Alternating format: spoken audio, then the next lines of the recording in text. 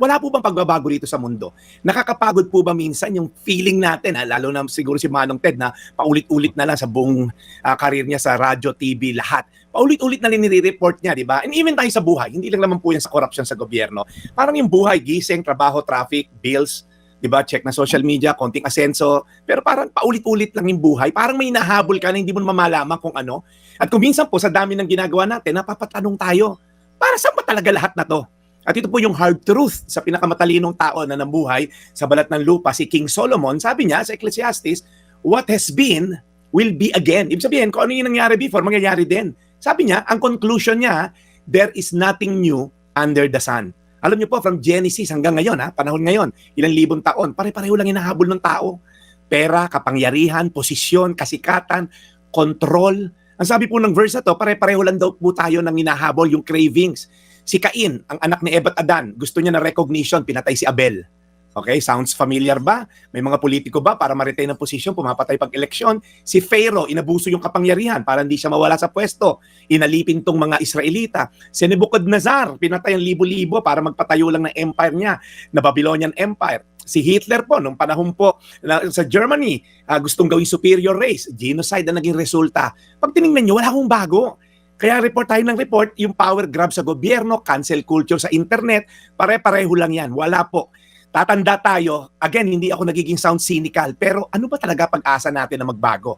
Well, alam niyo po, nung namatay si Jesus at siya nabuhay na muli, meron siyang sinabi. Okay, ito po'y maganda. Sa Pahayag 21:5, Revelations 21 verse 5, ang nakaupo sa trono ay nagsabi, tingnan ninyo, ginawa kong bago ang lahat ng bagay.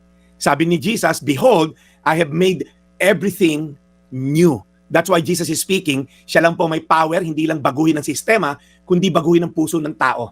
Sa kanya, hindi na same-same banana. Sa kanya, may bagong pag-asa, may bagong pagkatao, may bagong direksyon, may bagong purpose sa buhay, may bagong langit at lupa na naghihintay sa atin. That's how we break the cycle.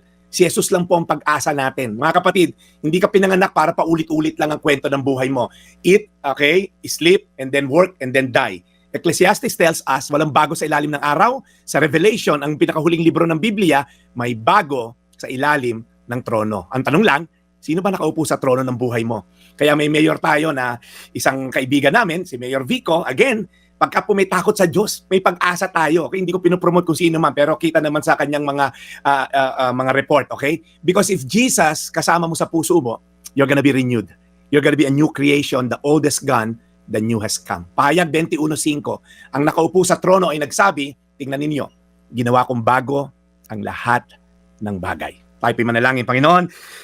Lord, this is a long discourse. Pagka pinipreach ko nga to 2 oras, pero dito 5 minuto lang, kaya maring hindi ganong naintindihan ng mga tao, pero siguro Lord, sa puso't isipan nila na di-depress na sila na paulit-ulit.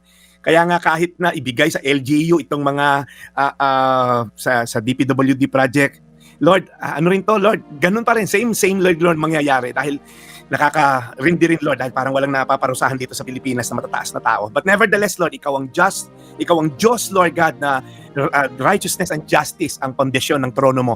Kaya Lord, umaasa kami sa eternal justice mo na one day, makikita namin ang pag-asa. Sa iyo lamang, Jesus. In Jesus' name. Devotions. Amen.